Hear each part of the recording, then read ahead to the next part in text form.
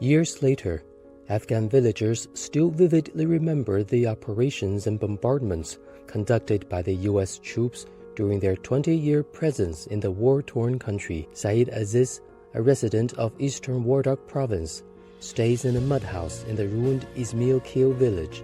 Recalling the miserable time, he whispered with sorrow that one U.S. aerostrike had killed 10 people, including 8 of his brother Kari's family members, more than a decade ago. در خانهش بچه‌ایش بود، دخترایش بود، خونایش بود، نواسایش بود، اینمی شهید شده. قاری یک دیقان بیچاره آدم بود. بسیار غم انگیز بود. اینجا قوا آمد، تیاره آمد، اینجا بم علاقه راستن سر یک دخترش 16 ساله همی بم اونجا پیاله را میشید وقتی چای بود اون بم آمد اون سر یک دختر. Echoing Aziz, villager Haji Ismatullah confirmed that the U.S. troops had killed Afghan civilians during their presence in the country.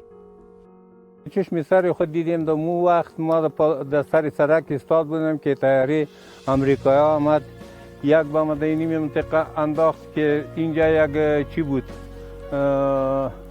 کانتینر بود و کانتینر از دکان بود دکان گلاب او را از بین برد و اونو خانه امین الحق نام داره و خانه را از بین برد بم دومش بم اولش که آمد و قلای قاری اونجا قلا زمو قلا دختر قاری در پالوی چاه ضرب شویی میکرد ضربای خود میشد که بم آمد را اصلا سر دختر خورد دختر 14 ساله بود.